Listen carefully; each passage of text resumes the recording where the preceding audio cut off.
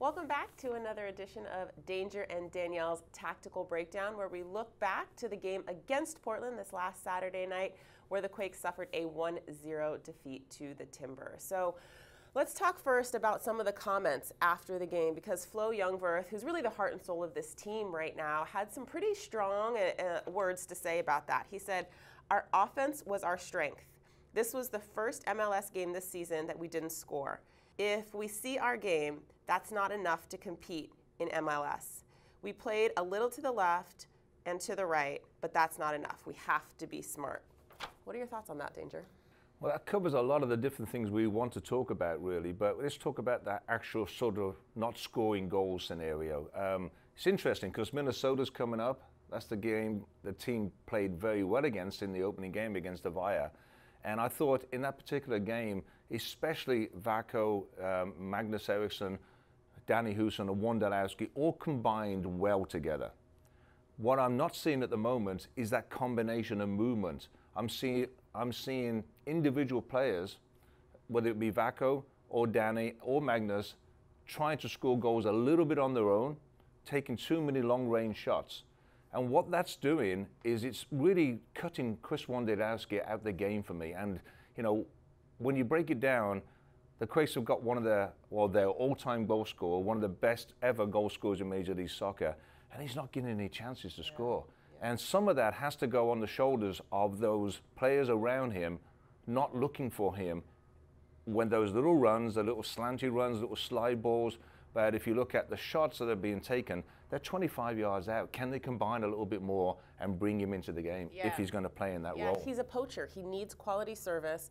And can the Quakes make that one extra pass, perhaps get Wando 6-10 yards away from goal inside the box, where the likelihood, or it's a higher percentage shot likelihood of it going back into the back of the net's a little better? Now, another part of that is the wide play. Now, the width in this particular formation, the width comes from Lima and Salinas, and it's a question that you played that position. Yeah. It's almost like the ball was not getting there quick enough. Yeah, the pattern is right. I mean, Flo talked about it. He said, you know, we played a little bit to the left and the right, and I think that the idea is there, the ball movement is there, but it has to be sharper. There was a 3-4 touch rhythm, and there needs to be a 1-2 touch rhythm. It's great that Nick Lima or Shea Salinas can get the ball, but if they don't get it quickly, then they're under pressure, and the passing channels into those midfielders and into the forwards just isn't there because it's been closed down defensively. Yeah, so speed of play is a big one. It's that, get that rhythm going. And obviously that has to go through Godoy and Jackson in this particular game. You talked about it in the broadcast. It just wasn't quick enough. It wasn't sharp enough. The tempo wasn't there. And I know that's something Michael Starry preaches every day in practice. And I was down the sideline for like 30 seconds. But you can see him go, move, move, move. But it's not going there. It's not quick enough. Yeah. And a lot of that has to go on the shoulders of the players like Godoy, just moving the ball a little bit quicker. He is the engine in there. So we're going to take a look at the set pieces, because that really seems to have been a strength thus far for the Earthquakes this season. What's your assessment of the fact that the Earthquakes didn't really maybe take advantage of the set piece opportunities that they have? 7 corner kicks in the game, you told me. And if you look at that, I think they were trying to force them a little bit more. Obviously, every team looks at the video, they break it down. It's a big, big part of the game. And so if you see the success that Magnus and Flo had in the game in Columbus, then as a team, you're going to make sure that's not going to happen to you. And with big guys like Ridgewell and Mabiaba, you know, they're going to be in that 6-yard space, and they're going to be attacking that, making sure Flo doesn't get it, or Wando doesn't get into that room again. I was a little bit disappointed the Quakes kept trying to force it there, and didn't look for something different. Yeah. You know, maybe throw a 2v1 out there, maybe roll it back to change the angle of the cross coming from maybe Lima or Shea on the other side, to be able to get more time or more movement in the box to allow Flo to make the secondary run into that space where he's very good at doing it. It was almost like they were going, that's worked, and we're gonna get one eventually. But Portland defended it very well and didn't allow it. And that variety and that unpredictability will then lead to more opportunities for Flo and Wando, because the defense has to deal with the fact that it could be short, could be long, and there's more variety in there for sure. So let's have a look at the goal at the end of the day, Danielle, because you were right on the broadcast saying that the referee, Chris Penso, was ready. It was given every little small foul and the little chippy fouls, and you actually made the comment that players need to be smart and recognize the referees giving these type of soft fouls. And it turned out to be a soft foul that's created the goal for Portland. Yeah, Anibal Godoy just sticks his leg out. A little bit of a lazy tackle, I would say. You're trying to defend that guy. He has his back to goal. You got him right where you want him. You just need to put that pressure and keep it tight, stay on your feet, not reach out and swing for it.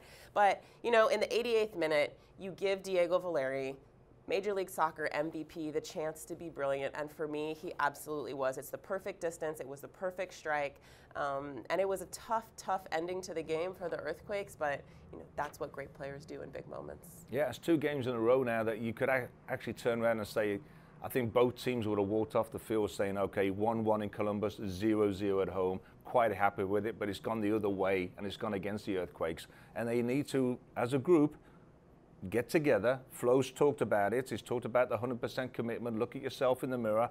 All those are things we can't change on the field. Only one group of people can, and that's the team. I've got to get it going. Yeah, his quote, the last quote that we have here, you have to stay motivated. It's our job. It's our duty to go out and fight for the club, to fight for the fans, and most importantly, to fight for ourselves. So looking forward to Minnesota. Is it the fight that they really need to bring? Is it an execution? Is it a soccer thing? What is it that's going to get them over the hump against a team they already beat earlier this season, looking towards Minnesota? Yeah, it's the team they played well against, and they dominated here at Avaya. So you got to have some confidence from that. You got to say, okay, and look at the film, and maybe Michael's going to look at that old film from the first game and get the guys a little bit motivated on that. But the best coaches I ever played for told me that you got to win the battle before you can win the war. Simple as that. One-on-one battles all over the field. You're going to make sure you're dominating your guy you're playing against. But as a group, you got to win the right to be able to play your football. And to be able to do that, you've got to win the battles. And before they're not going to allow you to play a certain way. You've got to win that battle before you can play. Yeah. So thanks for joining us for Danger and Danielle's tactical breakdown. A tough loss on Saturday to the Portland Timbers, but the Quakes might be a little bit down, but they're certainly not out. So stay with us on our next edition. Stay with us all season. We'll be right here.